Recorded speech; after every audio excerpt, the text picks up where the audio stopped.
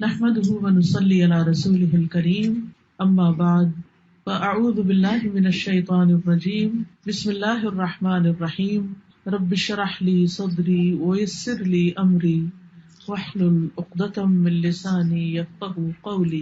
حفاظت کی دعائیں جو ہم نے شروع کی تھی اس میں آج ہم سورۃ البقرہ کی آخری دو آیات کی فضیلت پڑھیں گے۔ نمبر 2 دعا جو ہے، اعوذ باللہ من الشیطان الرجیم بسم اللہ الرحمن الرحیم آمن الرسول بما انزل الیہ من ربہ والمؤمنون کل آمن باللہ وملائکتہ وکتبہ ورسلہ لا نفرق بین احد من رسلہ وقالوا سمعنا واطعنا غفرانک ربنا والیک المصیر لا یکلف اللہ نفسا الا وسعها لها ما كسبت وعليها ما اكتسبت ربنا لا تؤاخذنا إن نسينا أو أخطأنا ربنا ولا تحمل علينا إصرا كما حملته على الذين من قبلنا ربنا ولا تحملنا ما لا طاقة لنا به واعف عنا واغفر لنا وارحمنا أنت مولانا فانصرنا على القوم الكافرين۔ عبداللہ بن عباس بیان کرتے ہیں کہ ایک دن جبریل علیہ السلام نبی صلی اللہ علیہ وسلم کے پاس بیٹھے ہوئے تھے کہ ایک بہت زور کی آواز سنی۔ جبریل علیہ السلام نے اپنا سر اٹھایا اور کہا کہ آسمان کا ایک دروازہ ہے جو آج کھلا ہے، آج سے پہلے یہ کبھی نہ کھولا گیا۔ پھر اس سے ایک فرشتہ اترا۔ جبریل علیہ السلام نے کہا کہ یہ ایک فرشتہ ہے جو آج سے پہلے کبھی زمین پر نہیں اترا۔ فرشتے نے سلام کیا اور کہا کہ آپ صلی اللہ علیہ وسلم کو 2 نوروں کی خوشخبری ہو جو آپ کو عنایت ہوئے ہیں، آپ سے پہلے یہ کسی نبی کو نہیں دیے گئے، اور دوسری سورۃ البقرہ کی آخری آیات، کوئی حرف اس میں سے تم نہ پڑھو گے کہ اس کی مانگی ہوئی چیز تمہیں نہ ملے، یعنی اس کو پڑھ کر اور دعائیں بھی قبول ہوتی ہیں۔ تو بات یہ ہے کہ اللہ تعالیٰ نے مختلف چیزوں کو مختلف پر فضیلت بخشی، جیسے رات ساری برابر نہیں، رات کا آخری حصہ اپنے فضیلت کے اعتبار سے باقی رات پر بھاری، یعنی سحری کا وقت جو ہے اس میں اللہ سبحانہ وتعالیٰ خاص طور پر دعائیں سنتے ہیں۔ اسی طرح دن کے اول حصے میں اللہ نے برکت رکھی ہے، اللہم بارک لی امتی فی بکورہا، یعنی صبح صبح کا جو وقت ہوتا ہے۔ اسی طرح ہفتے کے دنوں میں جمعے کے دن کو فضیلت بخشی، سال کے مہینوں میں رمضان کو فضیلت بخشی۔ اسی طرح جگہوں کے اعتبار سے اللہ تعالیٰ نے مکہ کو خاص طور پر چن لیا، پیغمبروں میں بھی اللہ تعالیٰ نے بعض کو بعض پر فضیلت دی، اعمال میں بھی اللہ تعالیٰ نے بعض اعمال کو بعض اعمال پر فضیلت دی۔ اسی طرح قرآن مجید کی بعض آیات کو بعض پر فضیلت دی گئی، حالانکہ کلام سارا اللہ سبحانہ و تعالیٰ کا ہے، لیکن بعض حصہ بعض سے زیادہ برکت والا ہے، حالانکہ سب میں ہی خیر ہے، سارے میں خیر ہے۔ تو اسی میں سورۃ الفاتحہ کا ایک خاص مقام ہے، اور سورۃ الفاتحہ جو ہے اس کو سورۃ شفا بھی کہا گیا ہے، رقیہ بھی کہا گیا ہے، اس کو ہر نماز میں پڑھنے کو واجب قرار دیا گیا ہے، اور پھر اس کو پڑھ کر اگر دم وغیرہ کیا جائے تو وہ بھی فائدہ مند ہوتا ہے، اور تجربے سے یہ بات ثابت ہے۔ جب صحابہ کرام میں سے کسی ایک نے راستے میں کسی سفر کے دوران ایک قبیلے کے سردار کو جو بچھو کاٹ گیا تو اس پر دم کیا تو اس کو آرام آ گیا، جبکہ اس کو کسی اور چیز سے فائدہ نہیں ہو رہا تھا۔ تو اب یہ جو خصوصیت سورۃ الفاتحہ کے اندر ہے وہ کسی اور حصے میں اس طرح نہیں ہے۔ اسی طرح سورۃ البقرہ کی آخری 2 آیات بھی بہت اہمیت کی حامل ہیں، اور ان کی ایک فضیلت جو یہاں پتہ چلتی ہے کہ ان کو پڑھ کر اگر کوئی شخص دعا کرتا ہے تو وہ دعا قبول ہوتی ہے۔ ایک اور حدیث میں آتا ہے، عبداللہ بن مسعود سے روایت ہے کہ جب رسول اللہ صلی اللہ علیہ وسلم معراج پر تشریف لے گئے تو آپ سدرۃ المنتہا تک پہنچے، زمین سے جو کچھ بھی چڑھتا ہے وہ یہیں آ کر ٹھہر جاتا ہے، پھر لے لیا جاتا ہے، اور جو اوپر سے اترتا ہے وہ بھی یہیں ٹھہر جاتا ہے، پھر لے لیا جاتا ہے۔ اللہ تعالیٰ نے فرمایا یخشی السدرۃ ما یخشی، جب ڈھانپ رہا تھا سدرہ کو جو کچھ کے ڈھانپ رہا تھا۔ جب نبی صلی اللہ علیہ وسلم معراج پر تشریف لے گئے تو جو بیری کا درخت تھا اس کے اوپر جو روشنی تھی اس کی بات ہو رہی ہے۔ عبداللہ نے کہا کہ سونے کے پتنگے تھے وہ جو اوپر چھا رہا تھا۔ پھر رسول اللہ صلی اللہ علیہ وسلم کو وہاں 3 چیزیں دی گئی تھی، ایک تو 5 نمازیں، دوسری سورۃ البقرہ کی آخری آیات، اور تیسری آپ کی امت میں سے اس شخص کے باقی تمام تباہ کرنے والے گناہوں کو اللہ نے بخش دیا جو اللہ کے ساتھ کسی کو شریک نہ ٹھہرائے، جو شرک نہ کرے۔ تو یہ 3 چیزیں ملی تھی جن میں نماز کا ذکر عام طور پر ملتا ہے کیونکہ اس کے بارے میں مزید وضاحت سے احادیث بھی ہیں۔ تو اس حدیث سے کیا پتہ چلتا ہے کہ سورۃ البقرہ کی آخری 2 آیات عرش کے نیچے سے ایک خاص خزانے سے نصیب ہوئی ہیں، اور یہ نبی صلی اللہ علیہ وسلم ہی کو ملی ہے، باقی انبیاء کو نہیں دی گئی۔ ایک اور روایت سے پتہ چلتا ہے، نعمان بن بشیر سے روایت ہے کہ نبی صلی اللہ علیہ وسلم نے فرمایا کہ اللہ تعالیٰ نے آسمان و زمین پیدا کرنے سے 2000 سال پہلے ایک کتاب لکھی، اس کتاب میں سے 2 آیات اتاری جن کے ساتھ سورۃ البقرہ کو ختم کیا۔ کب کی بات ہے یہ؟ زمین و آسمان کے پیدا کرنے سے 2000 سال پہلے کی بات۔ قلم کب پیدا ہوا تھا؟ 50,000 سال پہلے، باقی چیزوں کی تخلیق کے۔ جس گھر میں 3 رات یہ آیات پڑھی جائیں شیطان اس کے قریب نہیں آتا۔ رسول اللہ صلی اللہ علیہ وسلم نے فرمایا، مجھے سورۃ البقرہ کی آخری آیات عرش کے نیچے ایک خزانے سے دی گئی، مجھ سے پہلے یہ آیات کسی نبی کو نہیں دی گئی، یعنی یہ آپ کی خاص خصوصیت ہے کہ آپ کو یہ نصیب ہوئی۔ اور پھر ایک اور جگہ یہ بات بھی پتہ چلتی ہے ان آیات کے بارے میں کہ جو شخص رات کے وقت ان آیات کو پڑھ لیتا ہے تو وہ اسے ہر چیز سے کافی ہو جاتی۔ تو آپ اس کو اپنی عادت بنا سکتے ہیں، رات کو سونے سے پہلے پڑھ لیں یا کسی نماز میں پڑھ لیں، مغرب یا عشاء کی نماز میں پڑھ لیں یا ویسے ہی بیٹھ کے پڑھ لیں، کیونکہ ان کی فضیلت بہت زیادہ ہے۔ تو ان آیات کا ترجمہ جو ہے وہ آپ دیکھ سکتے ہیں قرآن پاک ترجمے والے سے، لیکن یہ ہے کہ جو خاص بات ان آیات میں کی گئی ہے، پہلے تو اس میں ایمان پر بات ہے کہ رسول خود بھی ایمان لائے ہیں اور سارے مومن بھی۔ کن کن چیزوں پر؟ اللہ پر، ملائکہ پر، کتب پر، رسول پر۔ دوسری اہم بات، لا نفرق بین احد من رسلہ، کہ ہم رسولوں کے درمیان فرق نہیں کرتے۔ فضیلت جو اللہ نے ان کو دی وہ اللہ ہی نے دی، لیکن ہمارا کیا فرض بنتا ہے کہ سب پر ایمان لائیں۔ اور پھر صحابہ کرام نے کیا کہا، وقالوا سمعنا واطعنا، کہ ہم نے سنا اور ہم نے اطاعت کی، ہم ایمان لے آئے اور جو کچھ ہمیں کہا جائے گا ہم اس کو مانتے ہیں۔ ہمیں اس کے بدلے کیا چاہیے؟ غفرانک، تیری بخشش چاہیے۔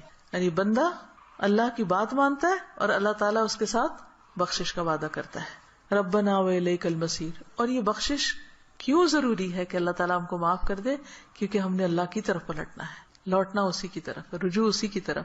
پھر فرمایا کہ لا یکلف اللہ نفسا الا وسعها، ہر بندے سے حساب اتنا ہی ہے جتنی وہ استطاعت رکھتا ہے، اسی کا مکلف ہے، اس سے زیادہ اس سے نہیں پوچھا جائے گا، چاہے جسمانی صحت ہو، چاہے مال ہو، چاہے اولاد یا عقل یا کچھ بھی، تو ہر شخص کا حساب اتنا ہی ہے۔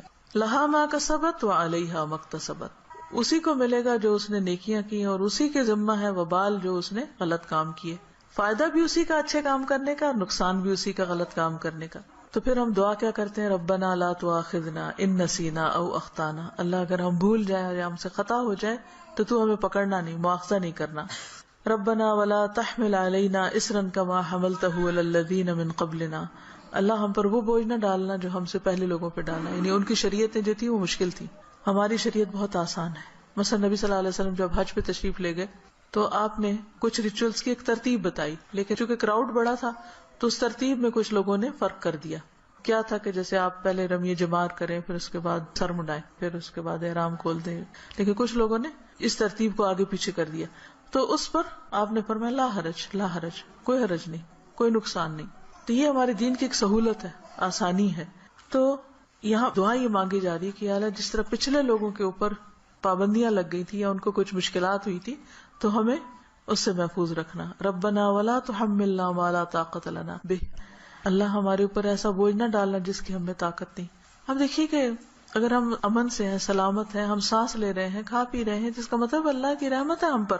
کوئی بھی چیز آپ دیکھیں کہ کسی وقت بھی آؤٹ آف کنٹرول ہو سکتی، سورج کسی وقت آؤٹ آف کنٹرول، ستارے آپس میں ٹکرا سکتے ہیں، زمین کے اندر سے لاوا ابل سکتا ہے، زلزلہ آ سکتا ہے، انسان کسی کام کرنے کی سکت نہ رکھے، بیٹھے بٹھائے اس کو کچھ ہو سکتا ہے، اس کے بولنے کی قوت، اس کے دیکھنے کی، اس کے سننے کی کچھ بھی چھن سکتی ہے۔ تو اللہ تعالیٰ سے ہم دعا کرتے ہیں کہ یا اللہ ہم پر وہ بوجھ نہ ڈال جس کے اٹھانے کی ہم میں سکت نہیں، یعنی ایسی کسی آزمائش میں نہ ڈالنا کہ جس سے ایمان جانے کا خطرہ ہو۔ کچھ دن پہلے مجھے کسی نے فون کیا اور بتایا کہ فلاں جگہ پر جو لوگ قید ہوئے تھے ان میں سے ایک کو 40 سال کی قید و مشقت کی سزا سنائی گئی۔ جگہ کا نام میں ویسے نہیں لے رہی کہ پھر پن پوائنٹ ہو جاتا ہے کہ کہاں کی بات۔ تو میری بیٹی نے کہا کہ میرے ذہن سے یہ بات اتر ہی نہیں رہی، کیونکہ جو اس آدمی کی بیوی تھی اس نے فوراً ہی خلا لے لی کہ میں تو اتنا ویٹ نہیں کر سکتی، اور حالانکہ اس کی بچی بھی تھی چھوٹی، اور 40 سال تک کون جیتا ہے ماں باپ میں سے، بہن بھائیوں میں سے، کہ جو اس کو پیچھے ملنے کے لیے جائیں، اور سزا بھی کوٹھڑی کی سزا ہے کیونکہ تکلیف دہ قسم کی سزا ہے۔ تو وہ کہتے ہیں اس شخص کی بیوی نے خود آ کے بتایا کہ میں یعنی کہ کس طرح یہ سب کچھ ہوا اور کیسے وہ پکڑا گیا اور کیسے سزا ہوئی، کس طرح میں نے خلا لے لی اور اب میں خود ارن کر رہی ہوں، اپنا زندگی چلا رہی ہوں. کہتی کہ مجھے جو چیز بہت زیادہ ڈسٹرب کر رہی ہے وہ یہ کہ دنیا میں بھی بعض اوقات لوگوں پر ایسی بڑی بڑی تکلیفیں آ جاتی ہیں کہ جس میں سارے ہی ساتھ چھوڑ جاتے ہیں، تو قبر میں کیا ہوگا، جہنم میں کیا ہوگا، کوئی حال نہیں پوچھنے آئے گا. اس لیے بہت ضروری ہے کہ ہم ایک تو دنیا میں بھی ایسی آزمائشوں سے پناہ مانگیں، کیونکہ آپ دیکھیں کہ آپ کو 40 سال ایک کمرے کے اندر رہنا پڑے یا ایک 4 دیواری کے اندر رہنا پڑے تو انسان کی حالت کیا ہو جائے. ہم اچھے بھلے کھاتے پیتے چلتے پھرتے ہم کہتے ہیں جی اب ہمارے فزیکل چینجز آ رہے ہیں، اب ہم جوان ہو رہے ہیں، اب ہم بوڑھے ہو رہے ہیں، اب ایسا ہو رہا ہے، ابھی ویسا ہو رہا ہے. تو ایک شخص جس کی جوانی بڑھاپا سب کچھ ایک جیل کے اندر گزرے، اس کی کیفیت کیا ہو سکتی ہے جس کی کہ مجھے 40 سال یہاں رہنا ہے، 40 سال یہاں. اس کے لیے تو زندگی ایک طرح سے ختم ہے. تو میں نے اس کو سمجھایا کہ دیکھو 40 کے بعد نکلے گا تو صحیح نا، اگر زندہ رہا، اول تو پتہ نہیں کب تک زندہ ہے. سوچو ان لوگوں کے بارے میں، تم اس سے زیادہ ڈسٹرب ہو تم ان کے بارے میں کہ جو قبر میں اس سے بڑی جیل میں، اور جو آخرت میں پکڑے جانے والے ہیں، ان کا کیوں نہیں تم سوچ رہی؟ ان کے لیے کچھ کرو. ہم سب کا فرض بنتا ہے کہ کوئی اچھی بات ہمیں پتا ہے تو ہم دوسروں کے ساتھ شیئر کرتے رہیں تاکہ وہ بھی گناہوں سے بچیں. اسی سے آپ سوچیں کہ دنیا میں 40 سال ایک جیل میں گزارنا ایک وحشت ناک تصور لگتا ہے، کیونکہ ہم ریلیٹ کر سکتے ہیں نا اس کو. لیکن قبر میں کوئی چلا جاتا مٹی کے نیچے، بھول گئے سب کون گیا کیا ہوا. وہاں تو کسی کی چیخ بھی باہر نہیں سنائی دینی، اور لوگ کیسے کیسے غلط کام کر رہے ہیں، خود ہم پتہ نہیں کہاں کہاں غلطیاں کر رہے ہیں. اللہ تعالیٰ ہم سب کو معاف کر دے. تو بات یہ ہے کہ اللہ سے یہ دعا مانگتے رہنا چاہیے کہ یا اللہ ایسی ہمارے اوپر آزمائش نہ لانا، ایسی مشقت نہ آئے کہ جس کو ہم اٹھا نہ سکے، چاہے وہ کوئی بیماری ہو، کوئی مرض ایسا ہو. آپ دیکھیں کہ بعض بیماریوں میں پین ہوتی ہے، بعض میں تکلیف ہوتی ہے، ناقابل برداشت حد تک تکلیف ہوتی. اس وقت انسان کے لیے صبر کرنا اور اپنے آپ کو کنٹرول میں رکھنا کہ منہ سے کوئی غلط بات نہ نکلے، اور اگر منہ سے تو چھوڑے دماغ میں بھی برا خیال نہ، کیونکہ حدیث میں آتا نا کہ تم اس وقت تک نہ مرو جب تک تمہارا حسن ظن اللہ کے بارے میں نہ ہو. اس کا مطلب نہیں کہ موت اپنے ہاتھ میں لے لو، اس کا مطلب یہ ہے کہ مرتے وقت تم اللہ سے اچھا ہی گمان رکھو تو تمہیں موت آئے. لیکن آپ کو پتہ ہے جب تکلیف کی شدت ہوتی ہے نا تو گمان اچھا رکھنا سب سے مشکل کام ہے، بہت مشکل. اس وقت مایوسی کی طرف سوچ ہو جاتی ہے فوراً. تو ربنا ولا تحملنا ما لا طاقت لنا به، اللہ ہم پہ وہ بوجھ نہ ڈال جس کے اٹھانے کی ہمیں طاقت ہی نہیں، ہم بہت کمزور انسان ہیں. ربنا ولا تحملنا ما لا طاقت لنا به واعف عنا واغفر لنا وارحمنا. یہ جو 3 لفظ ہیں جب انسان پڑھتا ہے تو سوچتا ہے یہ ایسا کیوں ہے، معاف کر دے، بخش دے، رحم کر، کیونکہ یہ بہت شدید ضرورت ہے ہماری کہ اللہ ہم کو معاف کر دے. ہم بہت غلطیاں کرتے ہیں، یعنی اس میں تاکید اور تکرار ہے. واعف عنا واغفر لنا وارحمنا. اگر شعوری طور پہ ہم ہر روز پڑھیں کم از کم 1 دفعہ تو کتنا فائدہ ہو سکتا ہے. انت مولانا فانصرنا علی القوم الکافر، تو ہمارا مولا ہے تو دنیا میں بھی تو ہمیں کافر لوگوں پر مدد دے. تو اللہ تعالیٰ ہمیں اس دعا کو پڑھنے اور سمجھنے اور عمل کرنے کی توفیق دے. السلام علیکم ورحمۃ اللہ وبرکاتہ.